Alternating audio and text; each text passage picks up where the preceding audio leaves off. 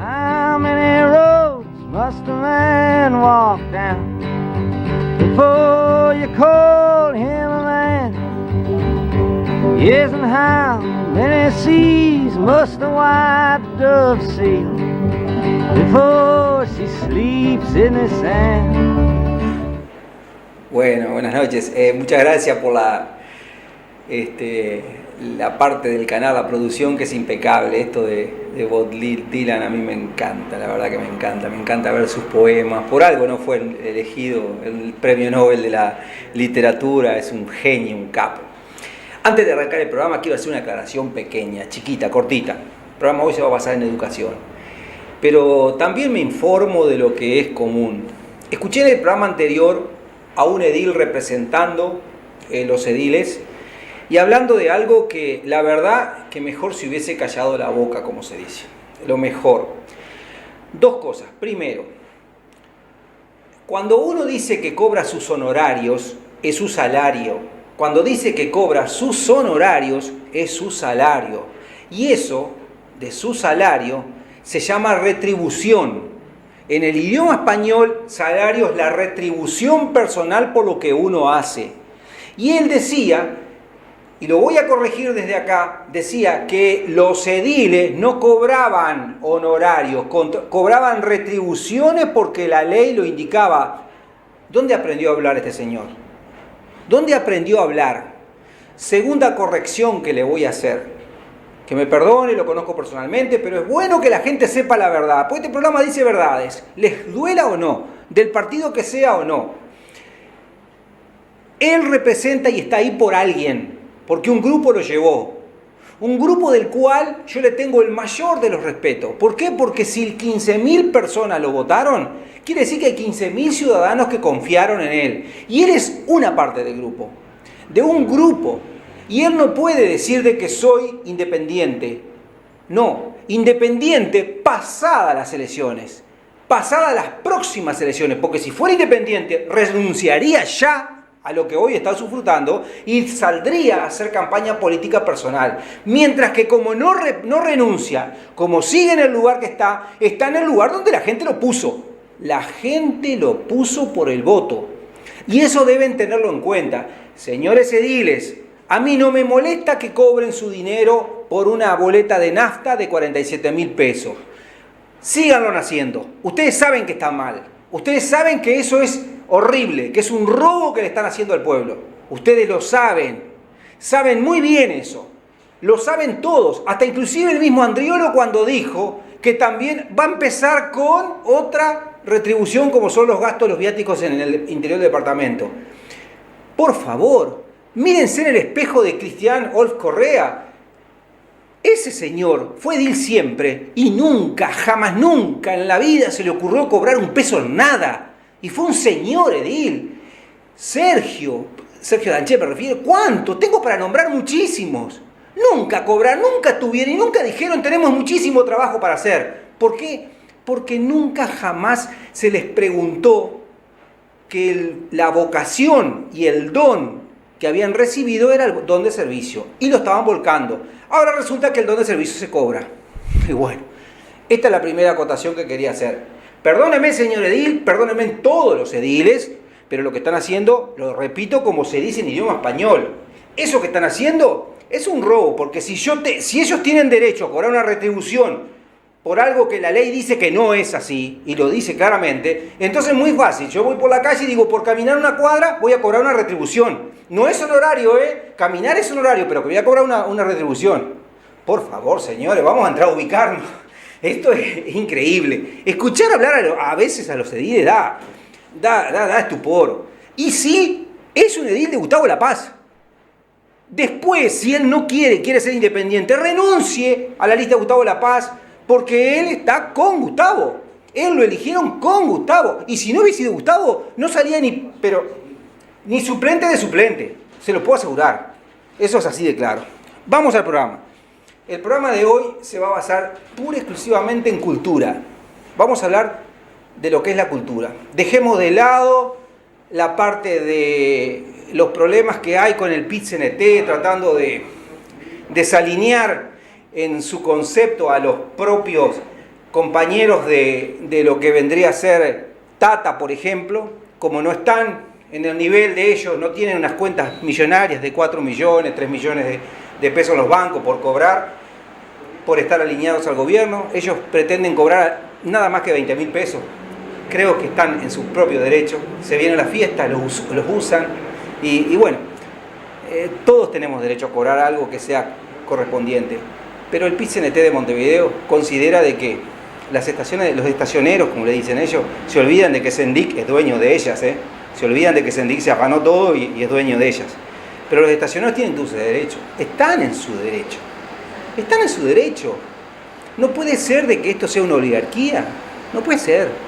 Pero vamos al tema profundo de hoy. Les quiero hablar de cultura.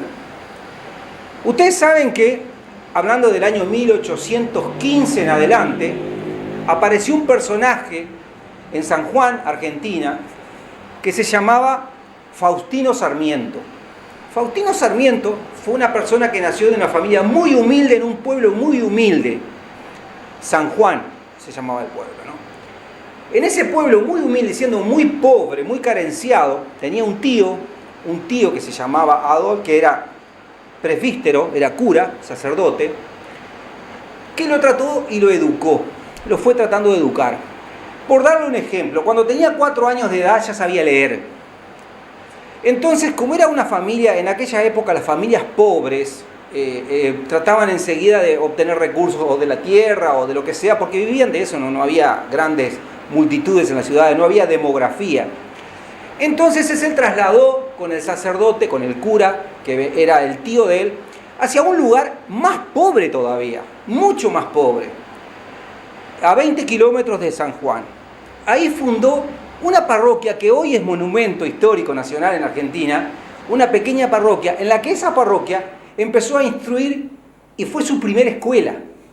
Empezó a enseñar, fue su primera escuela. Sarmiento fue perseguido porque él consideraba que la política era una de las funciones principales para que el ser humano estuviese bien representado, y al estar representado conscientemente y con educación y corrección, lograba tener una mejor calidad de vida. Ese era el concepto básico de Sarmiento.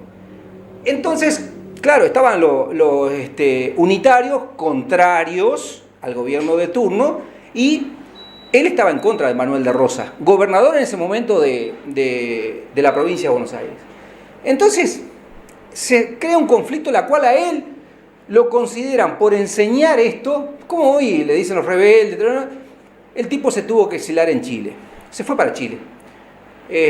Pasado un tiempo, lo volvieron a restituir, lo trajeron y pasó a ser como impulsar por parte del mismo presidente de Argentina, e impulsar la escuela. La comenzó a impulsar de tal manera que creó 1.800 escuelas. En aquella época fue algo increíble. Escuelas que se llamaban con maestros normales, que era la profesión de maestro normal. No eran profesionales, la profesión era maestros normales. Eso fue lo que hizo para 1.800 maestros, para 1.800 escuelas, que lo distribuyó en toda Argentina. Pero le faltaba algo. Entonces, en aquella época ocurría que para poder tener algún tipo de conocimientos más de los comunes, había que ir a Europa. Y bueno, le tocó. Y él se fue, y después fue a Francia, después a Estados Unidos.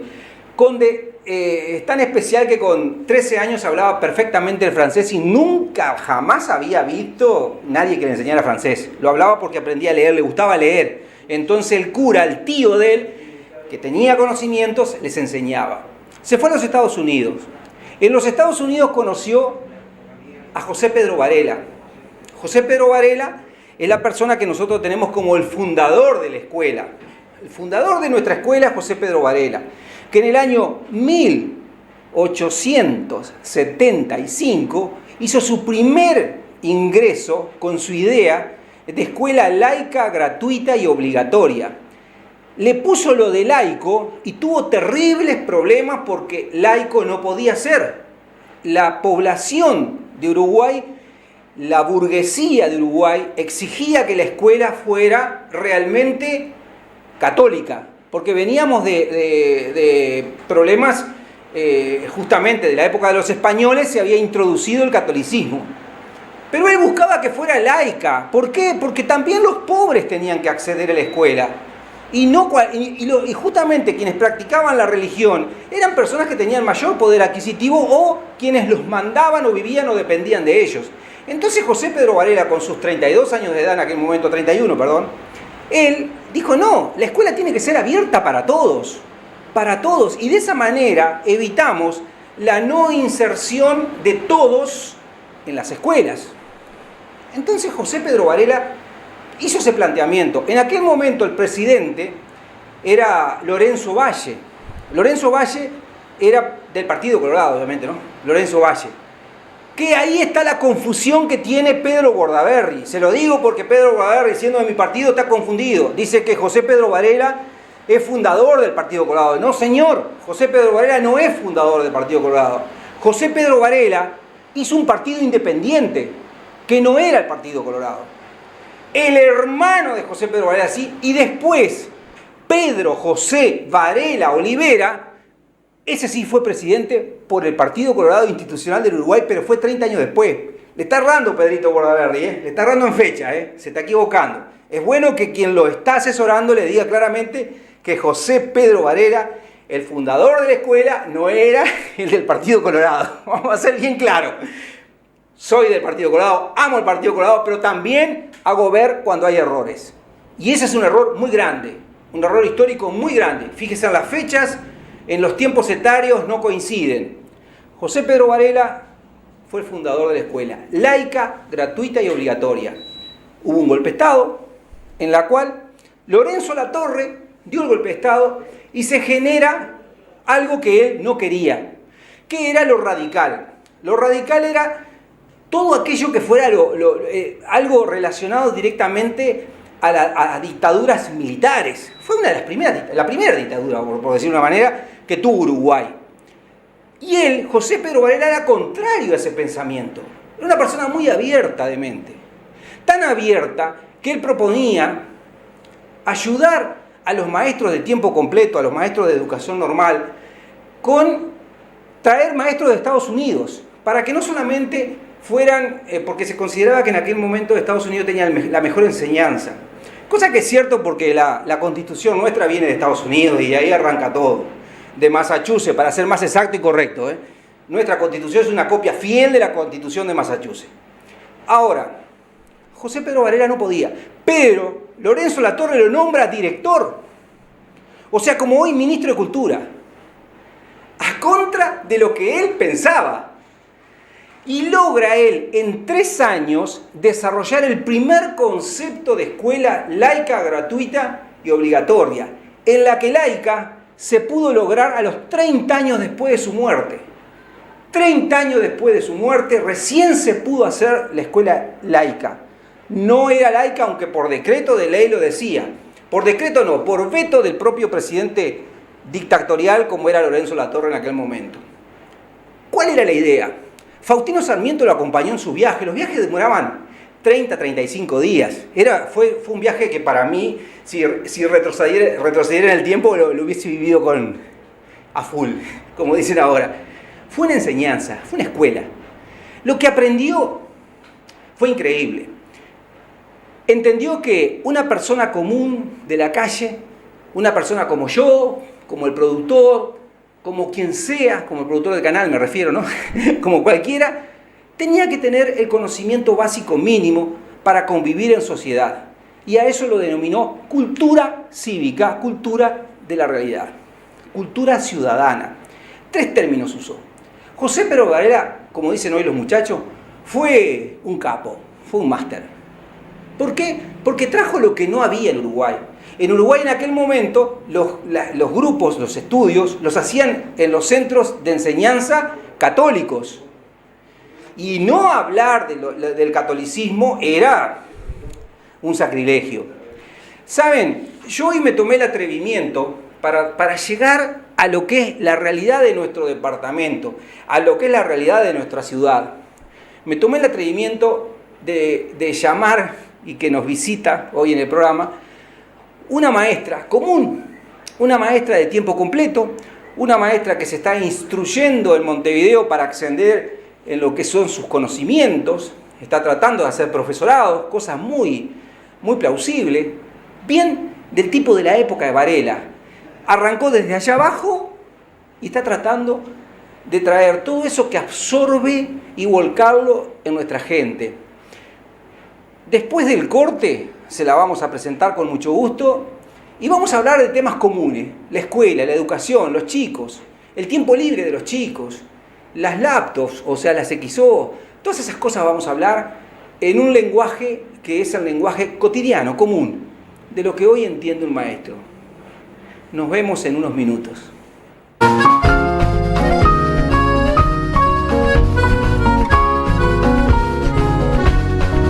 Amigos, bienvenidos como siempre, estamos nuevamente aquí en la pantalla de Tele 8, en este caso para invitarlos al evento solidario más importante del año que se realiza a nivel de todo el país y aquí en el departamento de Soriano particularmente estamos invitándolos para el viernes 2 de diciembre, allí en la Rambla de Mercedes, pegadito al Rosedal, donde todos los años hacemos este evento solidario de Teletón. Bueno, este año vamos a contar con más de 13 artistas que estarán en escena, viene gente desde Paysandú, especialmente a colaborar con la Teletón. Bueno, habrá música, juegos, castillos inflables a partir de las 17 horas. Estará con nosotros Mario Hornos y su karate también, Kevin Cano, Levantando Polvadera, Alejandro Bueno, La Tere Canta para Vos, Paloma con su clase abierta, donde habrá también algo que está muy de moda, que es el Mannequin Challenge, que se realizará y se enviará directamente a Montevideo. Pantarrey, Lorena y su grupo Sensación desde Paysandú, Sale con Fritas Murga, la comparsa Punto y Raya, y bueno, y algunos artistas más que se vienen sumando. Por supuesto que en realidad todo esto es la excusa para que todos ustedes nos acompañen y puedan colaborar con algo tan bonito como es la Teletón. Así que desde ya la invitación está hecha. Próximo viernes 2 de diciembre a partir de las 17 horas allí en el Rosedal de Mercedes. Mucha música, mucha buena onda y todos juntos por Teletón.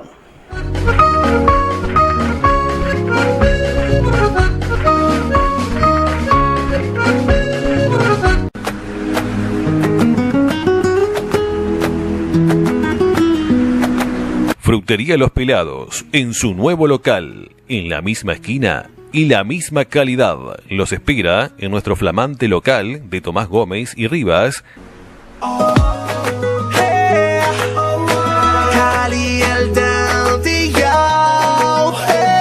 Envíos a domicilio. Celular 092-206-350. Frutería Los Pelados. Que yo te quiero, te quiero, te quiero, te quiero. Si tú supieras lo que te... Frutería Los Pelados. Que yo te quiero.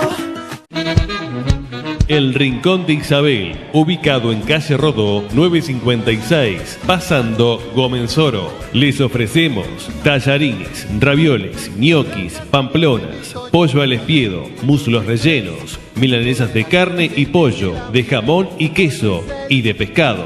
Y elaboración de postres. Reparto a domicilio todos los días por el teléfono 453-211-34. Pollería y Carnicería Boulevard de Dieguito Gilardoni. Pollos, chorizos, carnes y la mejor atención todos los días en el Boulevard frente a Cancha Independiente. Envíos a domicilio por el teléfono 4531-9276. Ritmo, cintura, rodilla, al piso, va y pasa el lindo. ¡Nos fuimos! Pollería y Carnicería Boulevard. Rodilla, al piso, va y pasa el lindo. Chelita, todo para un excelente regalo o regalarte, con una amplia variedad de opciones para elegir lo que andás buscando. Chelita, un lugar para sentirte bien. Con la mejor atención te esperamos en Artigas 286, en Wilson Ferreira Aldunate y de Castro y Cariaga. Teléfono 4532-3092. Chelita, tu mejor opción.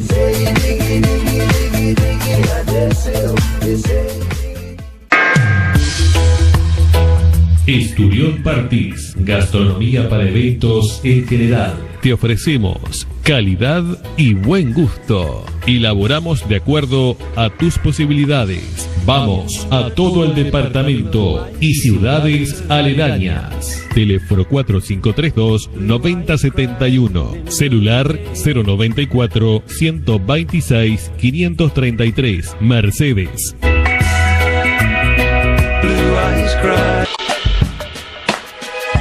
Ok, acá estamos de nuevo con una excelente compañía, una dama de estudio, una dama que va a ser futuro para nuestros chicos, una dedicada maestra, Nobel maestra y estudiante de que yo pensé que era biología, pero no es biología.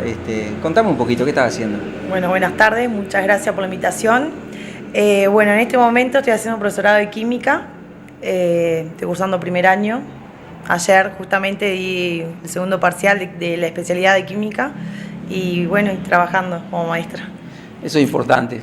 Ustedes vieron que la juventud nuestra está totalmente rescatable, es rescatable. Yo apelo a que gente como Elena y como muchas Elenas más que hayan, que luchen por un país de verdad, en serio, laico, como dije hoy, gratuito, que todos puedan acceder a la educación, que la educación sea de verdad, que sea buena, que no estemos esperando los 15 de noviembre de cada año a ver cómo nos evalúa PISA, el organismo que hace la evaluación anual de cómo vamos en materia de nivel estudiantil, que ya le paso un avisito, bajamos desde el puesto número 6 que ostestábamos en el año 77, al puesto número 58, o sea que caímos estrepitosamente 52 puntos, increíble. Y Perú, que era el que estaba último, hoy pasó a estar en el 8º lugar.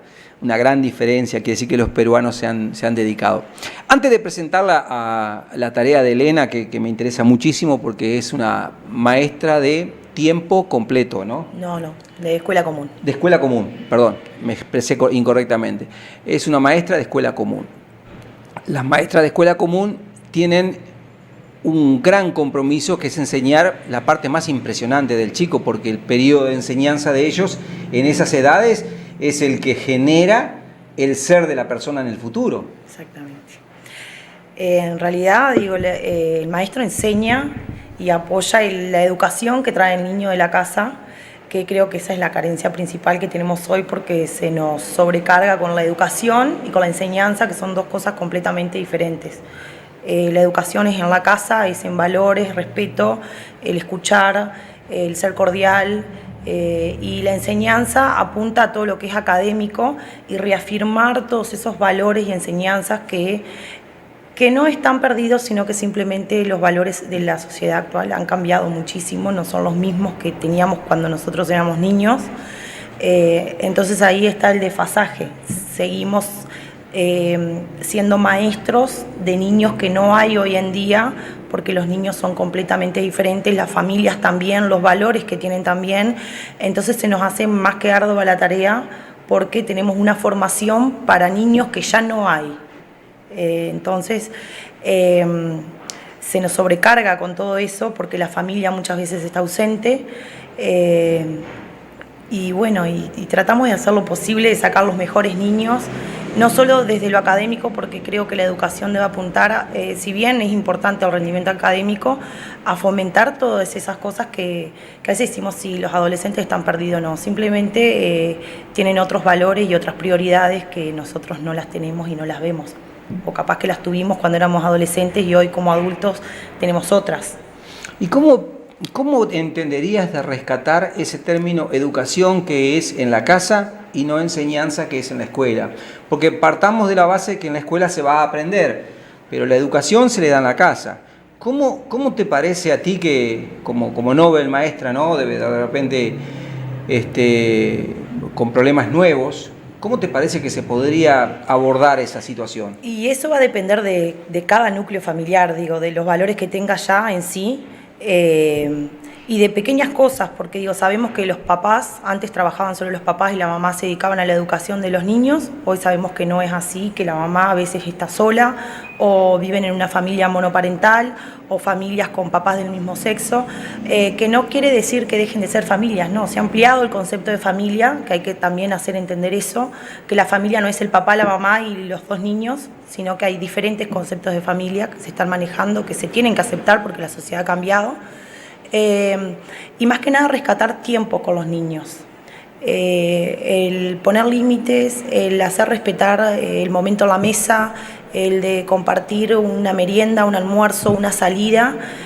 Hay que empezar por esas pequeñas cosas que son importantes para ellos, que capaz que para nosotros así no es lo mismo que coma solo, no es lo mismo que coma solo a que coma con el papá y la mamá, que le estén prestando atención, que le pregunten cómo le fue, que le den la oportunidad de contar lo que hace en ese momento, porque sabemos que después no los vamos a ver hasta la nochecita que volvemos del trabajo. Entonces a veces es muy difícil hacer eso.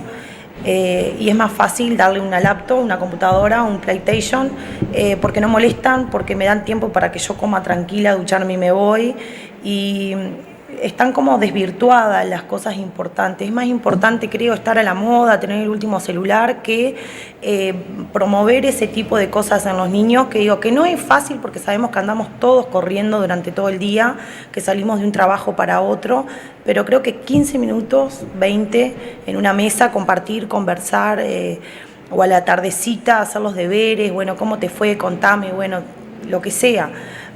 Pero promueve el diálogo entre la familia, que también se ha perdido por todo lo que es tecnología, ¿no? Porque hay veces que estamos todos almorzando y está la tele prendida y no se cruza una palabra. Digo, cuando es un momento que es para conversar, para distenderse, para disfrutar del almuerzo, a veces ni vemos lo que estamos comiendo. Digo, es como pensar un poco, replantearnos esos momentos que estamos en casa, cómo los hacemos. Albert Einstein, cuando la tecnología sobrepase al hombre, el hombre no existe en sí. Digo, yo lo veo como una manera de desvincular al hombre de la realidad actual. El individuo, el hombre, nosotros todos, nos conectamos de tal forma que descuidamos lo que está pasando alrededor nuestro y pasan las cosas y no nos enteramos. Entonces, después no tenemos la opción de decir, a mí no me preguntaron, yo no sabía, que es la clásica respuesta. ¿Sabes qué? Hace antes de que tú llegaras, o cuando arranqué el problema, arranqué con el tema de Varela. Varela, José Pedro Varela, siempre el término que más se profundiza y que seguramente tú lo tenés muy claro era el de educar. Educar, educar y siempre educar, la frase famosa de José Pedro Varela. Que la educación, él no se refería a que fuera un maestro y le enseñara, sino que educar, siempre educar, estaban los valores de la familia. Exactamente. Muchas personas lo tomaron como un anarquista, porque él pensaba de una manera totalmente diferente, porque el catolicismo en aquella época, que venía de los españoles, lamentablemente nosotros somos descendientes de españoles en su mayoría, o italianos, y de ahí venían con su sacerdote, con su instrucción, diríamos que doctrinal, porque no era una no sé, me quedé con micrófono, estoy con micrófono, no, sí. No era una definición, diríamos, que él estudiara si no tenía iglesia. Y José Pedro Varela decía, si hay un Dios, ese Dios está dentro nuestro. Y ese Dios tenemos que trabajarlo, hacerlo justo. Y para hacerlo justo tenemos que educarnos. Y para educarnos tenemos que aprender. Entonces el rol de aprender está en el maestro, el rol de educar está en la casa, en la sociedad, en su conjunto. Me hago eco a tus palabras. El educar está en la casa, en su conjunto de la sociedad y en lo que vendríamos a llamar la familia. Que se ha perdido, es cierto. Voy a hacerte un comentario, Elena. ¿Sabes que en Chile, en marzo, el 1 de marzo, para ser más exacto, se pone en funcionamiento la ley de educación? La ley de educación se basa son 7 u 8 parámetros que cambian, pero hay 2 parámetros que a mí me llamó mucho la atención, poderosamente la atención. ¿Quién la armó a la ley? La ley no la armó un político, no la armó un maestro, sino que se crearon grupos de trabajo que estaban padres, madres, alumnos, los sindicatos que defienden a la parte de la enseñanza, los sindicatos estudiantiles, los sindicatos de lo que vendrían a ser los maestros y los profesores, y estaban, por supuesto, los políticos, los de la Cámara. De todo eso se logró formar una comisión y de ahí salió una ley muy parecida a la ley que se promulgó en España en el año 2003, que no se pudo poner en ejercicio en el 2003 de España porque no había plata, se les había ido la plata. En Chile, la ley se basa en justamente la educación. Se nombra a un chico que debe tener en la familia el padre y madre obligatoriamente cada 15 días y todos los días del año tienen deberes para el padre. Entre los deberes está esto que tú decís de conversar, del diálogo. Tienen que saber qué es lo que pasó en la clase el niño todos los días. Eso le va a llevar media hora, pero esa media hora para el niño es un montón. Sí. Otro punto más. Si no tienen padre o madre, se les nombra un tutor, que tiene un rédito económico, es cierto, porque no cualquiera va a agarrar ese viaje, de educar así nomás, algo que tenga un corazón grande como la Madre Teresa de Calcuta, que no creo, era una, única, pero está pensado el tutor, y el tutor tiene las mismas características que el padre y la madre, porque hay niños en la calle que no tienen padre y madre, entonces también ese se incluía, no deja a nadie afuera. Ese tutor va a tener la obligación, pero si no cumple, el término no es que la persona, bueno, no lo hago y listo, no, va preso. ¿Por qué? Porque está procediendo en contra de la Constitución. Y hay algo que es contra la Constitución, se paga con ley judicial penal.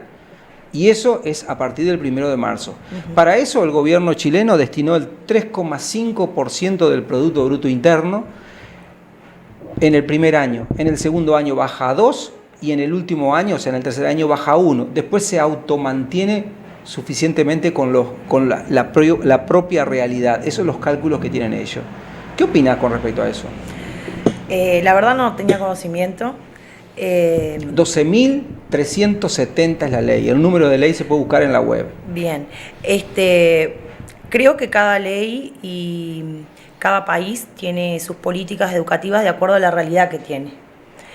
Tenemos nosotros, creo, es mi humilde opinión, que Uruguay ha adoptado por mucho tiempo políticas e implementa acciones para la educación que no son aptas para nuestra realidad. Y creo que siempre están pensadas en la situación de Montevideo. Sabemos que es un país que está demasiado descentralizado, a pesar de que se están haciendo intentos para que eso deje de suceder, porque si no, no podríamos tener planes que no abarcan todas las instituciones o que en algunos casos son imposibles de llevar adelante. También creo que la gente que lleva adelante esos proyectos no tiene ni la más remota idea de la situación de algunas escuelas.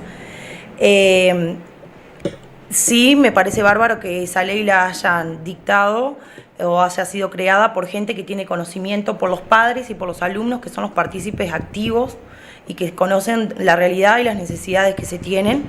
En nuestro caso sí tenemos una ley de educación, la 18.437, que apunta a todo lo que es integración, responsabilidades de los alumnos, de los docentes, de los padres, de las instituciones, pero seguimos creando planes que no son aptos para nuestras escuelas, ni para los niños, ni para la realidad que tenemos. Tenemos escuelas espectaculares porque tienen una muy buena gestión de parte de dirección.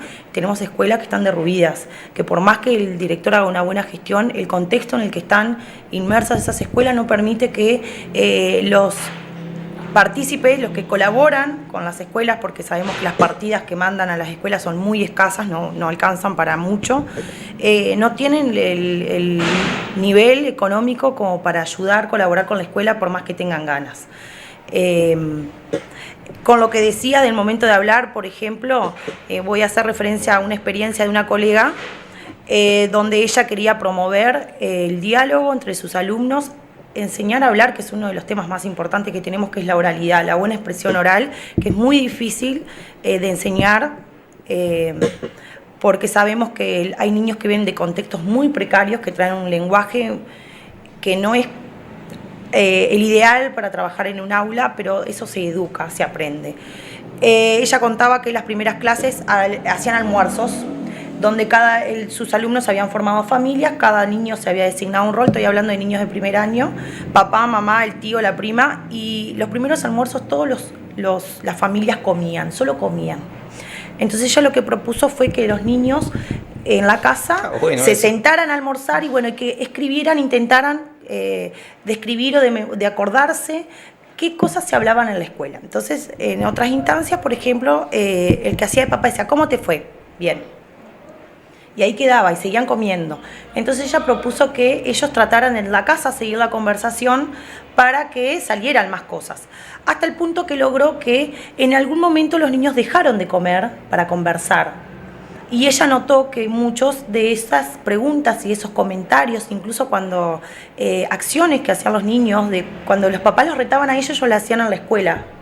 El que hacía el rol de papá decía, sentate bien, no toques tal cosa. Los retaban, se llamaban la atención, imitando acciones de los papás.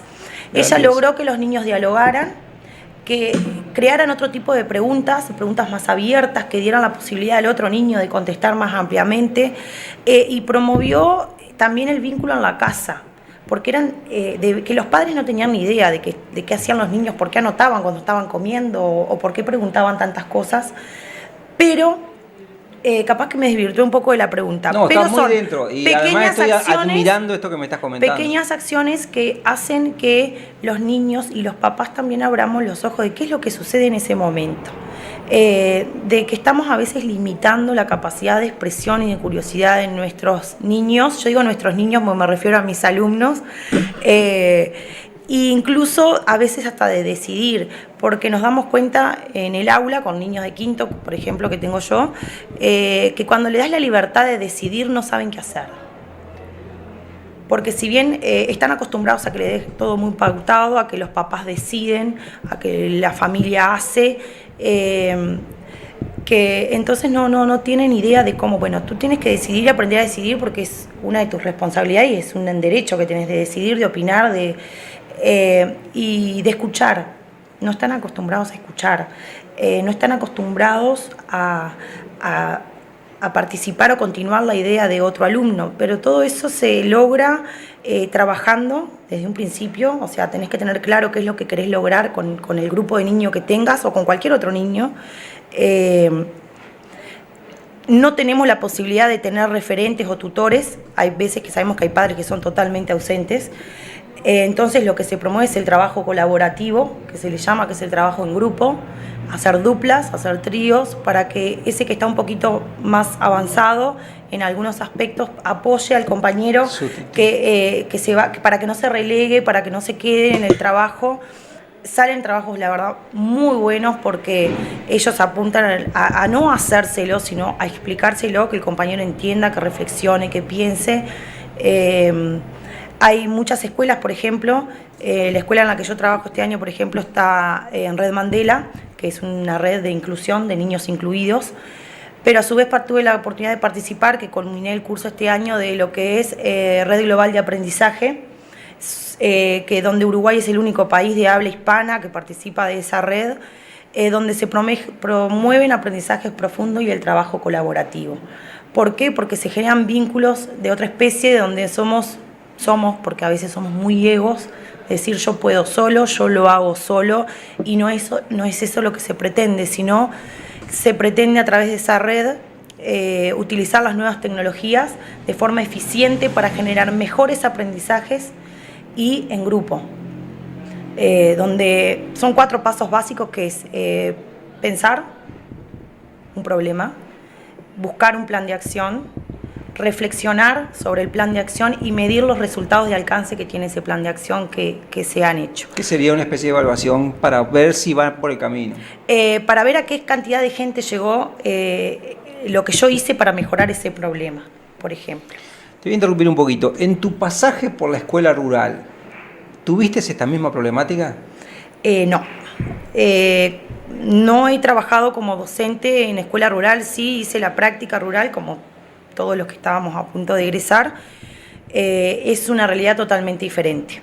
Son escuelas que son multigrado, porque tenés en un mismo salón de primero a sexto, con muy pocos alumnos. Hay escuelas que tienen 5, 6, 7, algunas 14, donde tenés a veces un alumno por clase.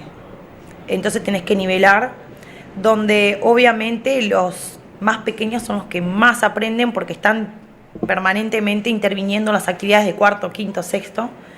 Se trabajan a veces los mismos contenidos en diferentes niveles y la sociedad, la familia de esos niños está mucho más presente y apoya muchísimo más a la escuela, que no quiero decir que acá en la ciudad no suceda, porque sí, hay familias que apoyan, pero muchísimo a la escuela, y están en la comisión de fomento, en el consejo de participación, pero lamentablemente son cada vez más las escuelas rurales que están cerradas, que están abandonadas, porque No hay chicos. no hay chicos. Exacto. ¿Ustedes se dieron cuenta por qué fue que se invitó a la maestra de escuela? Porque queríamos ver una realidad que mucha gente la desconoce. Muy pocos se acercan. Yo, por ejemplo, en su particular he leído algo.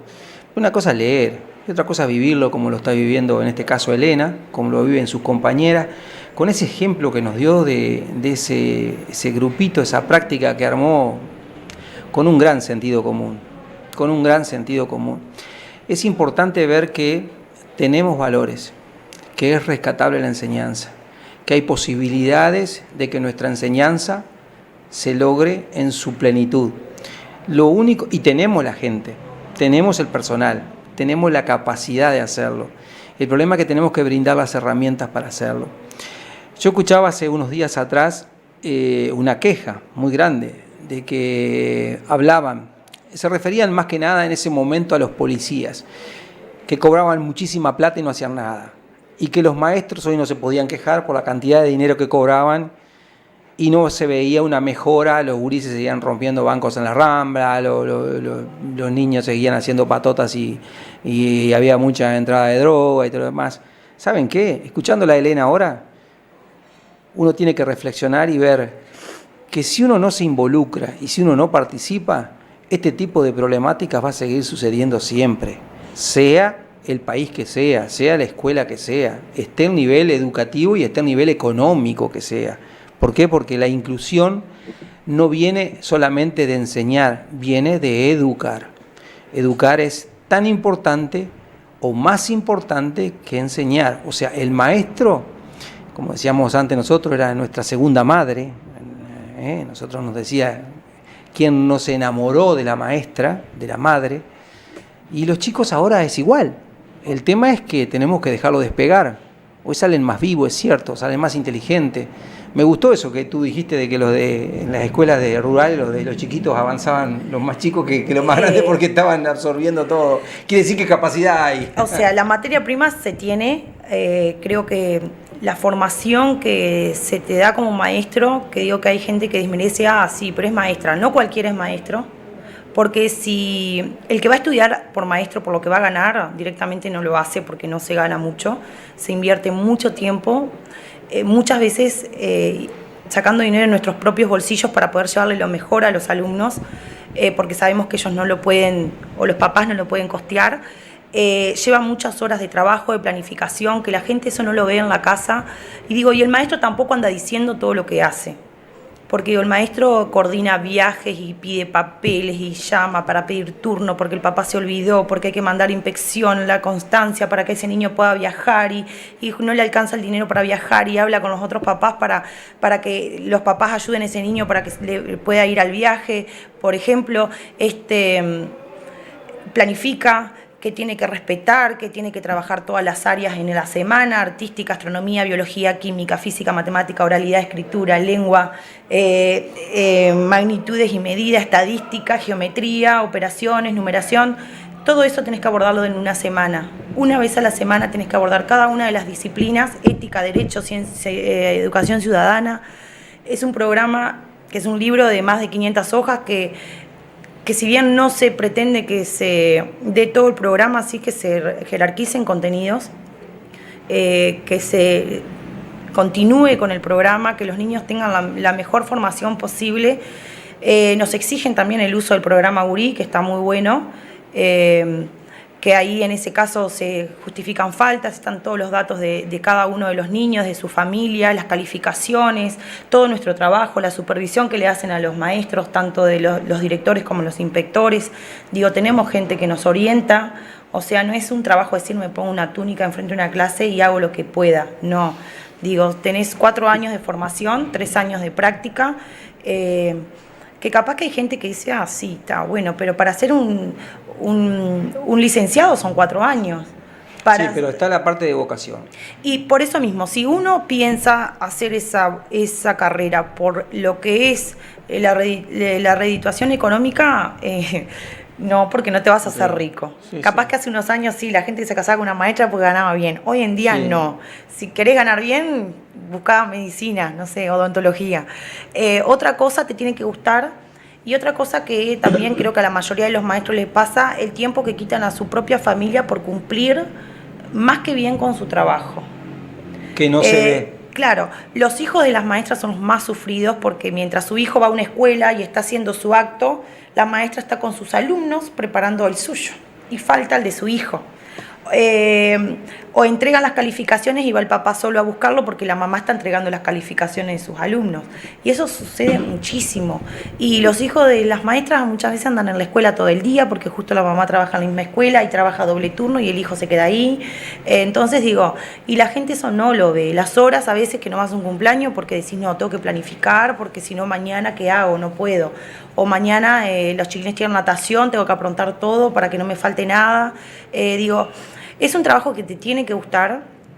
La verdad que más de lo económico, lo más que se rescata creo que es el cariño y el vínculo que se genera con las familias y con los alumnos, porque ellos te demuestran permanentemente el cariño que te tienen, desde cambios de actitudes, obviamente a positivo, hasta una cartita, hasta un caramelo, o que hay veces, como me ha pasado, y a otra colega, que los chiquilines prefieren no salir al recreo para quedarse un ratito más con vos, a terminar o ayudarte a hacer algo que estás haciendo. Esto es grandioso, ¿no? Lo que está comentando Elena es una cosa que uno, la verdad que es admirable. Pero le voy a interrumpir a Elena porque tengo que, si no, el productor me va a matar porque se me voy en el tiempo. Yo necesito hacerle 2 o 3 preguntas más. Y vemos que es una apasionada de lo que hace, es una apasionada de lo que está comentando y nosotros nos interesa otra parte más. El plan, por ejemplo, el elemento computadoras para los chicos, ¿te parece que ha sido positivo o es una herramienta viable, buena? Depende del dispositivo. Yo tengo mi posición. Depende del dispositivo. Hay dispositivos que sí, que han sido muy útiles, hay otros que han sido un fracaso, como por ejemplo, ha habido varios modelos de XO, la XO 1.0, que fue las primeras que salieron, 1.5, 1.75, que fueron las últimas de pantalla táctil, están las Positivos, están las Magallanes, que son muy buenas computadoras, es como una laptop que te vas a comprar a una librería, y las tablets, que sí, esas no han sido muy efectivas. Lo de positivo o negativo depende del uso que se le dé. Si tú la usás para que los chiquilines en el recreo no corran, o sea, no le veo el uso positivo porque para jugar hay otras cosas. Que hay usos positivos muchísimos, no solo más allá de usarla para hacer la prueba, las evaluaciones SEA y todo eso, sino que tiene herramientas muy válidas y muy buenas donde los chiquilines pueden aprender infinidad de cosas que la pueden aplicar a una computadora común, a una de la que tenemos en casa. Con mi paralela, que no quería que la nombrara, pero la voy a nombrar, Rosana Martino. Por ejemplo, este año nos creamos un plan de acción. Bueno, ¿qué uso le vamos a dar a la computadora? Bueno, ¿qué computadora tienen? ¿Qué es lo que pueden hacer? Bueno, por ejemplo, desde crear un cuadro sinóptico, un mapa conceptual, aprender a usar el Word, hacer una planilla de Excel, hacer un esquema, cómo subir un archivo, cómo adjuntar fotos, cómo pasar un Word a PDF. cómo hacer capturas de pantalla y que yo las pueda recortar lo que yo quiero para armar una imagen. Lo que está explicando es todo informática, vamos a entenderlo. Sí, o sea, es el uso que se le debe dar a la computadora, porque para eso la usamos. ¿Para qué la uso yo en mi casa? ¿Para escribir una carta? ¿Para escribir una nota? Creo que el objetivo de la laptop era justamente incluirlos en el sistema de enseñanza. Y se usa para eso. Porque, por ejemplo, yo te puedo dar un texto, bueno, yo te voy a pedir, bueno, quiero que me hagas un resumen, que lo escribas en el... No se pierde con esto la caligrafía, no se pierde la lectura. No, porque digo, un niño para entrar a una página web tiene que leer. Ahí también ahí viene todo lo que es el criterio personal, el nivel de decisión, de decir, bueno, ¿a qué portal entro? Maestra, ¿cuál entro? No, tú entra, mira, lee, si ves que no te sirve, entras a otro, si no estás seguro, entras a otro y tú vas a elegir el que más. Hay que darle la posibilidad de elegir. Así como nosotros elegimos la mejor remera, vamos y elegimos, bueno, con los portales educativos también, que hay muy buenos portales, sí los hay. Que hay otros que no son tan buenos también y el niño eso lo tiene que saber porque no puede entrar a cualquier lugar. Lo bueno de la red Ceibal es que tiene filtro. Lo bueno de red Ceibal es que tiene filtro, pero cuando está en su casa, el niño no hay filtro en la red de Antel. Entonces tienen que saber a qué links, a qué páginas sí son propias o propicias para que él entre, que no debe entrar a cualquiera. Entonces ahí está nuestra intervención de enseñarles a qué páginas debe entrar, cuáles son buenas, les da sugerencias, mirá. Que eso es algo muy difícil. Y que sabemos, a veces nos ha pasado de aprender computadoras y el historial que tienen, de lo que pidas puedes encontrar. Obviamente que a veces no la usan ellos. Yo considero que la computadora es un cuaderno más, donde trabajamos en la compu, subimos a CREA. Pero, por ejemplo, y todos nuestros trabajos se guardan en CREA. ¿No es de llamar la atención de que no quedan los usos de las palabras? Por ejemplo, vamos a ser claros, no te usan que, Q-U-E, sino te ponen la Q. No te ponen, por ejemplo, en vez de la D solamente. O sea, eso lo pueden hacer en un celular a veces para ahorrar tiempo, pero en la computadora no, porque yo se los marco como... La misma computadora te los marca. Pero los errores de ortografía son tremendos. Cada vez se ve más los errores de ortografía. Bueno, a veces ellos, por ejemplo, y lo que más, por ejemplo, el cometer un error de ortografía, y todavía aparte de eso decir, no me importa, ¿me entendiste? Te contestan, ¿me entendiste? Bueno, el objetivo es que me entendieras. La idea es que se trata de que cuando esos niños salgan de la escuela escriban un mensaje decente con puntos sin abreviar, porque es lo que corresponde. Pero usos positivos hay muchísimos.